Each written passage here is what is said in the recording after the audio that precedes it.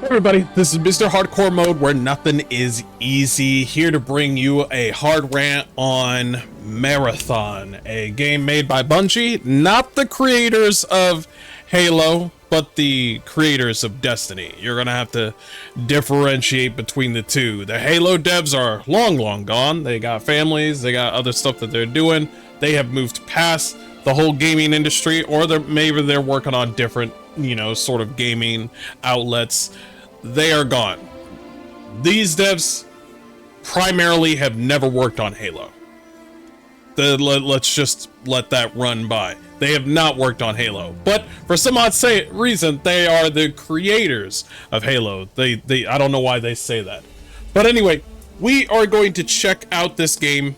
I've already checked it out, but it's an extraction shooter game called Marathon, and the art design, the gunplay, I kind of enjoy, but the art design and the technicality of this game, it doesn't mesh well. It just gives me, oh, I'm just gonna play it for like a week and never play it again kind of video game.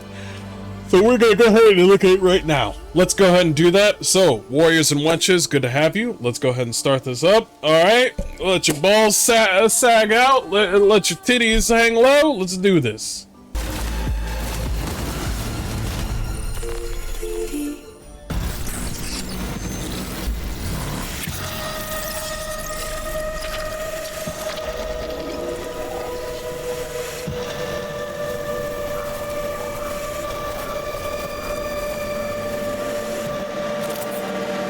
Now, these characters are called runners. I do not like the art design. It gives me an indie sort of vibe to it, which is weird because you're Destiny. You're the people that worked on Destiny. Some of these moves that they do just screams Destiny. I just don't like the overall fit that the characters have. Doesn't it look like an indie game to you? Doesn't it? It looks like it to me. But anyway, let's go ahead and check it out.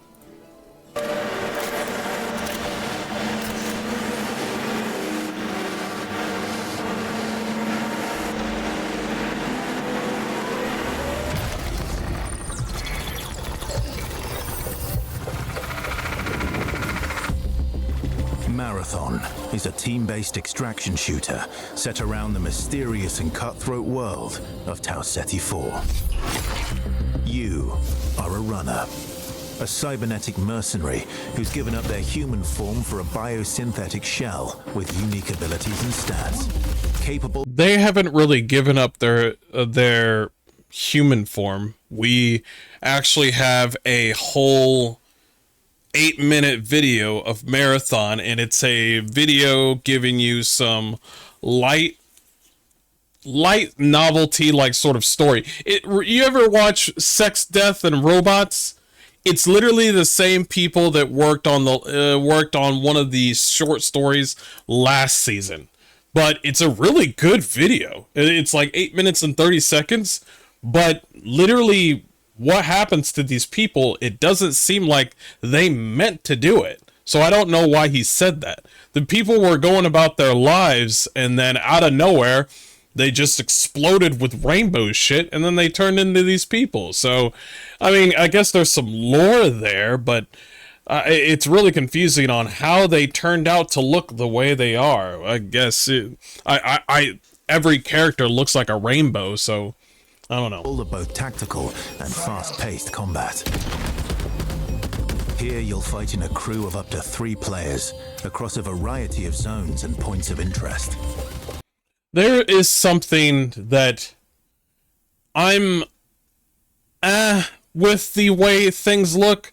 Everything looks like it's like a PowerPoint presentation with people putting highlighter marks on the important bits of the PowerPoint session. Every building looks like it's just like, oh, like it feels like somebody just took a highlighter everywhere and just went to town. What do any of these buildings do? I don't know. I just don't like the overall cleanness. It seems soulless the way the characters look. and the You'll buildings. face rival runners in zones of up to 18 players, countless security forces, and otherworldly threats. To scavenge the remains of a lost colony for glory and fortune. The environments of Tau Ceti. Yeah, so look at this building. Like, overall, it's just like, it's like, you look at some of these buildings and you're just like, why is that 2? Why is that NU? Okay, you open that, I guess that's a little pantry or a cupboard, a cabinet right over there. But everything looks confusing the way the buildings are designed.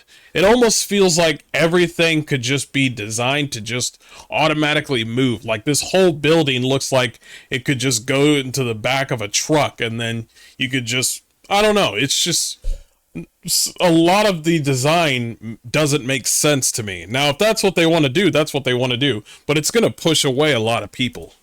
Ceti 4 are filled with weapons, materials, and equipment you can scavenge throughout the map. Before deploying, you'll strategically build your loadout and select a runner to ensure you're equipped for the run ahead. Now, they call them runners, which is... It's such a boring name. It's such a PR name, runner, that they call. So it's an extraction hero shooter, much like Forever Winter. Forever Winter has more taste than this game. Like, I get it, they have more money, they have better graphics and stuff, but sometimes that doesn't equate to anything. But the name Runner just seems like they're gonna say a whole bunch of stuff like, we'll see you out there in the game, runners. Like, it has such a PR name to it. You know what I mean? When you play a game and whatever game that is, it's just, you are like a runner or something like that.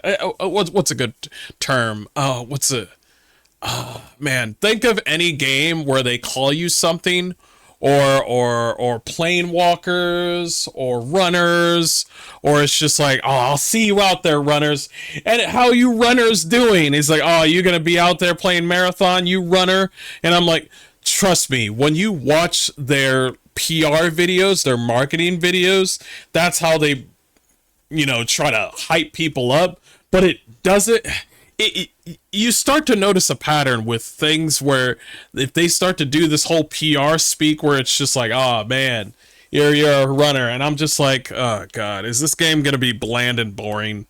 It's one of those patterns where I'm just like, this might not be that much of a good game, but who knows? Your objective is simple. Get in, gather as much loot as you can, and make it out alive. Die, and all your gear will be up for grabs.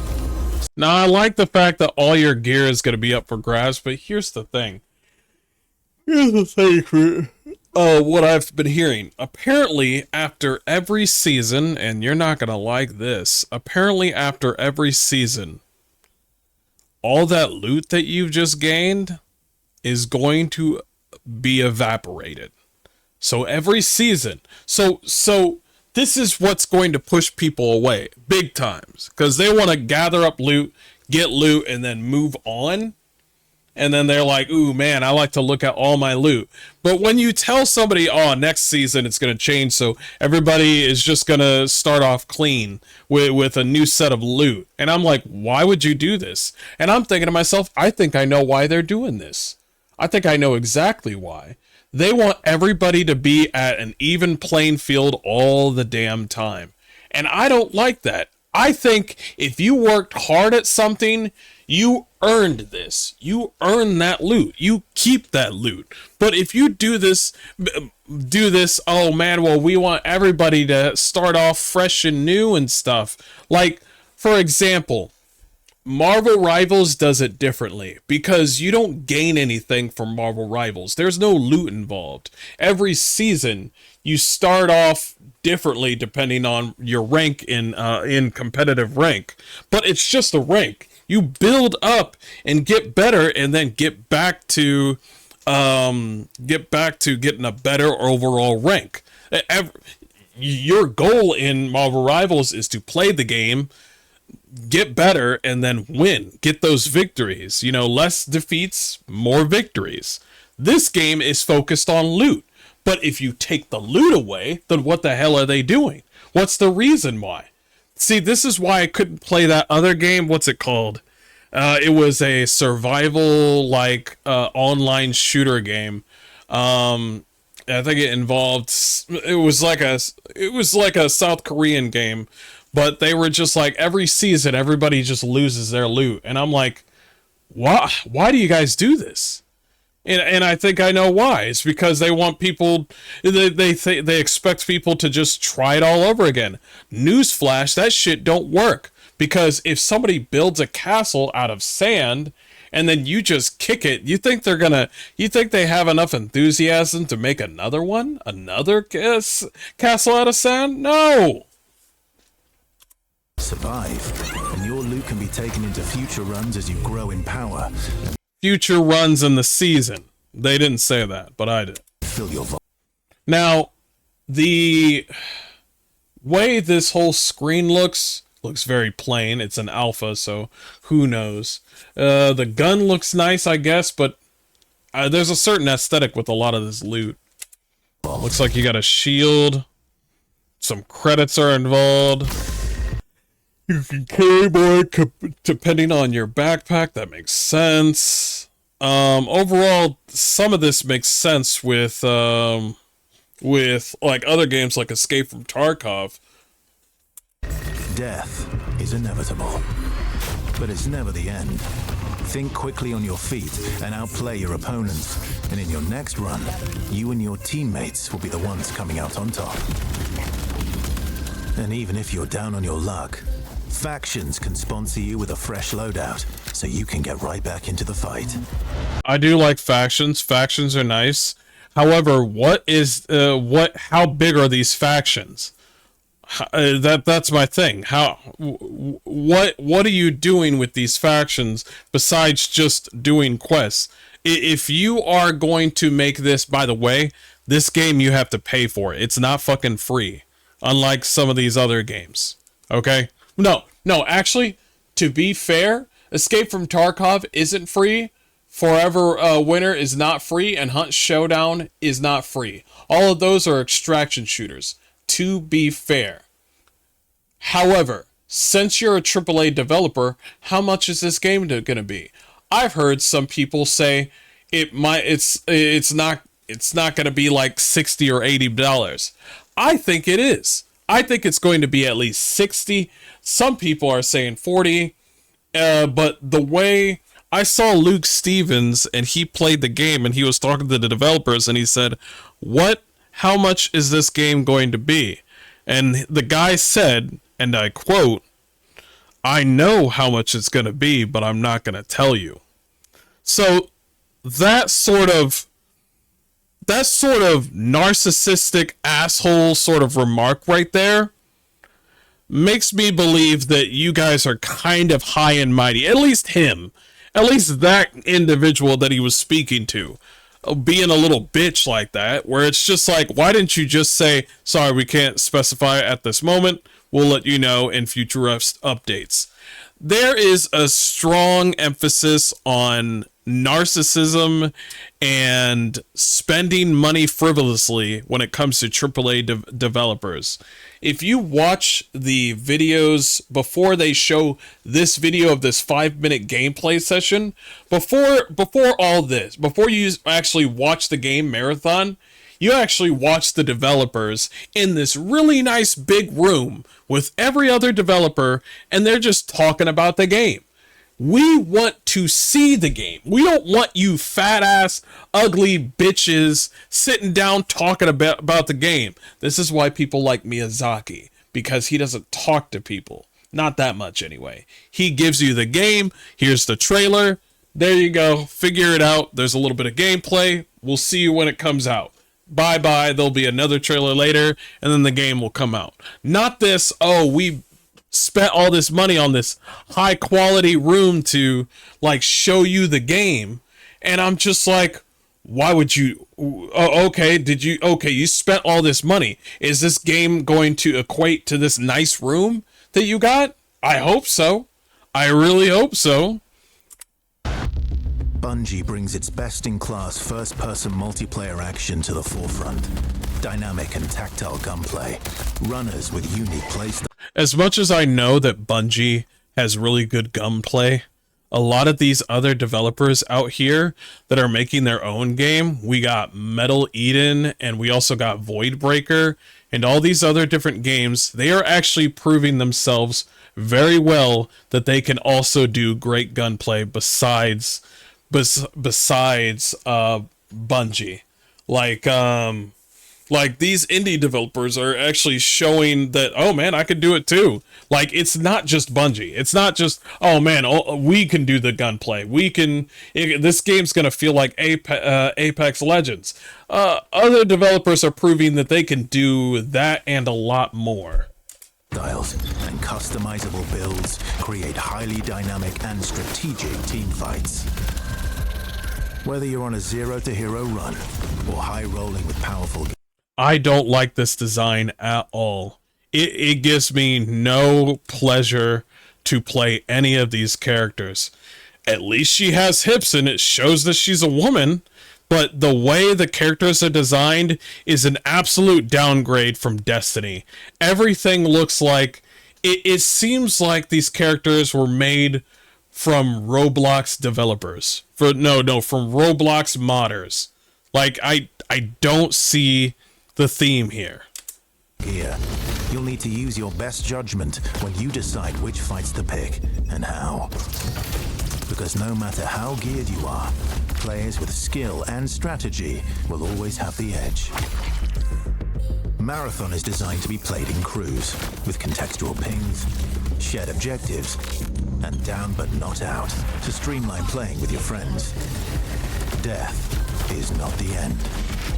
And if you're the last one standing, you can overcome the odds to revive your teammates and get out with your hard-earned loot. And if you believe your skills alone are enough to conquer any challenge, we give you the freedom to opt out of crew fill to take all the glory for yourself as a solo runner. No two runs in Marathon ever play out the same, with dynamic events, variable weather, and unpredictable players. The area seems nice, but I'm looking... You know what look at this building. This is what I mean right here. Look at this building. You know what this building looks like? It looks like the building's not done. You ever look at these buildings look like... You know that one piece of paper after you're done using the fax machine or a printer, and it just has a whole bunch of lines and stuff like that? That's what this is. That's what these buildings are. That's what these characters are. It seems like everything was made out of a 3D printer. That's what... Oh my gosh, that is so perfect. That's the design I'm getting here. And I'm not enjoying that. You'll have to adapt on the fly if you want to survive. Each run has a time limit, and anything can happen while you're chasing your objective. It looks like it's also PvP and PvE, so you're gonna be fighting like other monsters, other people. That's fine. I've also heard that Marathon is completely different from the OG original Marathon. Is completely different from this one. I'd believe it. I'd believe it.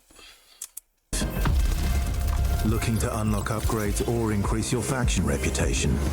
Slip into the shadows as Void and ghost past your enemies.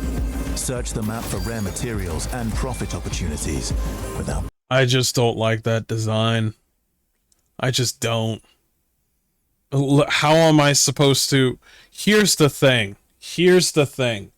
How am I supposed to sneak? If I'm not Void...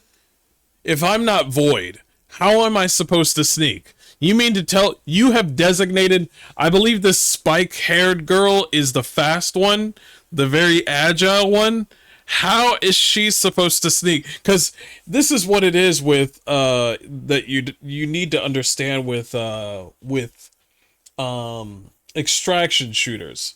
You need to realize that people there are a strong emphasis on remembering what kind of weapon a person is using just by hearing their bullets, hearing them being shot.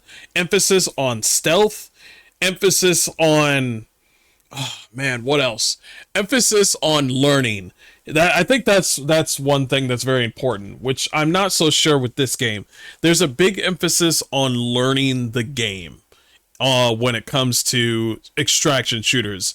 I am hoping, but I'm not hearing, that this game is going to steer towards being difficult, like really difficult.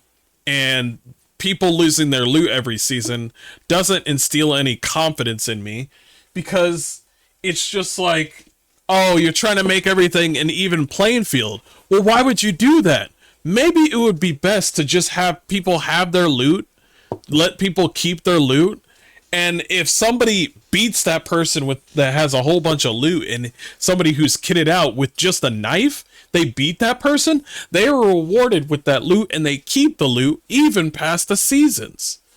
You see what I'm saying? Not just keep the loot, but keep it through all time, through the whole game. Instead of, oh shit, well, you came here from season 1, but in season 2, all your loot's gone. So what the hell what was the point? You see what I'm saying? So there has to be a level of understanding of the player and understanding of the what's the word I'm looking for when it comes to extraction shooters. You need to understand that this game is not built for everyone. So if you make a extraction shooter that's for everyone, you're going to lose a lot of people. Like, you're going to get some people because people like Bungie and people like shooters, but they might be in and out. They might be like, touch and go. Because I guarantee you, just like people that still finished Elden Ring, even though they were complaining about the difficulty, just like people who played KCD, even though they were complaining about the difficulty, just like people who played Outward. Outward is a indie dev where you just start out and you're just a nobody, and people played it anyway. There's a fan base for those individuals. Just like Hunt Showdown. Hunt Showdown is the perfect extraction shooter where it's just you in this muddy area in the bayou, and there are monsters and there's other enemies, but there's an emphasis on like, hey, you need to learn this. Not, oh shit, everything is given to you on a silver platter. This is how you do this. This is how you do this. This is how you do this. If you take away the learning experience, the overall grittiness of that, like, perfect example, a lot of games right now, not too many games, but a couple of games right now, just let you skip a boss battle. That's right, you could just hit the button and skip a boss battle. That's what they're doing now. I think in Death Stranding 2, you can skip boss battles. If you do this, you're going to lose people. You're going to lose people. So you better bring in the feeling, the grittiness, the dirtiness of learn by doing in extraction shooters. I hope so. Being discovered. Want to push enemy. Another example, Stalker. Stalker is a perfect example. Stalker. They don't let you learn shit in Stalker. You have to learn by doing. Teams and steal their loot. Bring in Glitch with agility implants and your strongest weapons. Because you have to realize, I'm sorry I keep on pausing, because you have to realize that predominantly men are playing this game. They are. That's just how it is. Listen, more women like to read books, men like to shoot things and kill things and overcome obstacles in a video game. That's just how it is. When you give men that feeling of, ooh, you get cool loot, but you could lose all that loot and you have to learn everything, men will eat that shit like white on rice. They will eat that shit up. They're like, oh man, I suck. and then they'll smile about it. Like, oh man, all I have is a pistol that sucks and a dagger? Oh man. Anyway, cheeky breaky, you know what I mean? You have to give people that extraction shooter like level of difficulty. Otherwise, it's just like, oh man, it's just so easy, bro. I think that they're going to have a total of 18 players in one map. I think there should be more. Because if there's more people in a big map, then that means more struggle. You need that struggle. There's, yeah. To disrupt rival crews. Running support for your friends. Grab extra equipment, shield charges, and a specialized backpack to be the lifeline they need. You're always free to experiment with team compositions, and the only limit to how you want to play your runner is your loot and imagination. Endgame challenges, ranked play, discovering secrets, seasonal storytelling, community events, and more.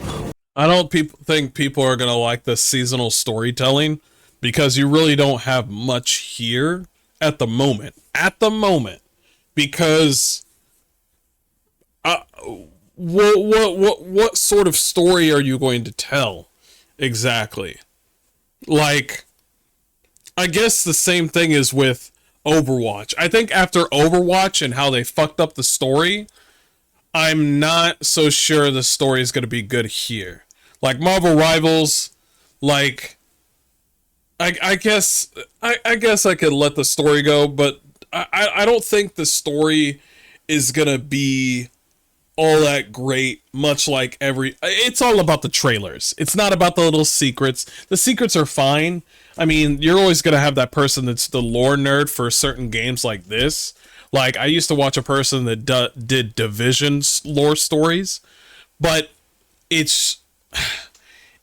I just hope it's substantial. Not for me, but for people playing this game. I'm not gonna play this. I don't like the art style.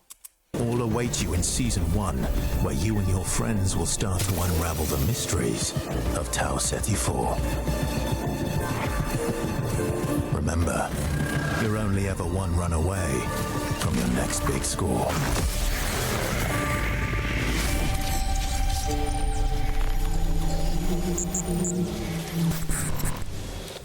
So it comes out in September 23rd, and we still haven't gotten an amount. And I think that's the dumbest thing that they've ever done, because they should have given the that sort of data when it comes to this game, which is really quite odd, because you want to let people, this is the same thing that happened with Nintendo, where they just like, ooh, we know the price and we can't tell you. Ooh, we know the price. And I'm like, so you're able to tell us when the game is coming out, but you won't tell us when, what's the price, which is very, very, very important. And I'm just like, all right, okay. But I want people to know that even though they say that they're the Halo visionaries or the creators of Halo, they are not. Now, let me show you. These creators right here. Bungie is a mere shadow of its former glory. Bungie has lost the critical minds that shaped its golden age. We have Martin O'Donnell, crafted Halo's iconic soundtrack, starting with Combat Evolved chant-inspired theme. Okay, music's very important. Joseph Staten, lead writer for Halo. You lost a big one there. You lost a very big one there. So when I hear somebody say, oh, we got a story for an extraction shooter, I'm just like, not a Halo story, is it? Jamie Grismer. He worked on Halo Combat Evolved, designer core mechanics like the 2-weapon limit, health shield system, and vehicle integration, and coined the 30 seconds of fun philosophy. That guy is not there anymore. He exited reflected burnout like Marcus Leto. Marcus Leto, art director, and was a key figure in designing Master Chief for Halo Combat Evolved. He cited burnout from Bungie's crunch culture and a desire to create his own IP, free from corporate constraints. Why would he say that? I wonder why he would say that. Christopher Barrett. He shaped Halo's environments as an artist, so created Destiny's aesthetic as art director.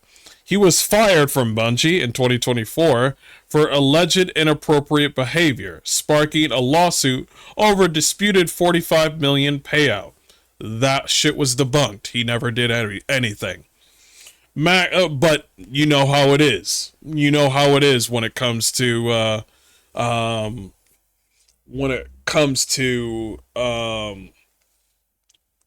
your name or your reputation. It doesn't matter or not whether or not you did it. Somebody is fucking with your name and your reputation. So it's going to stick with you forever. It sucks. Max Hoberman. He was the mastermind behind Halo 2's groundbreaking matchmaking system. He designed the 150 skill-based ranking system. Diamond Isla designed Halo 2 and Halo 3's dynamic AI-crafted tactical squad behaviors for Covenant enemies and responsive allies. He left Bungie desire for creative freedom. That's a third person saying he left because he wanted to have creative freedom. A senior artist named Shi Kai Wang shaped Halo's visual identity as a lead concept artist, designing Covenant species, vehicles, weapons, and co-creating Master Chief's early look. So he's the responsible for that green sort of armor look. He's not there anymore. He's not. All these people are what made Halo. They are not there anymore. They are not. What we got are a bunch of fucking Karens now. A bunch of fucking Karens and a bunch of fat fucks making this game. Alright? So, not only this, but there's also news about voice chat.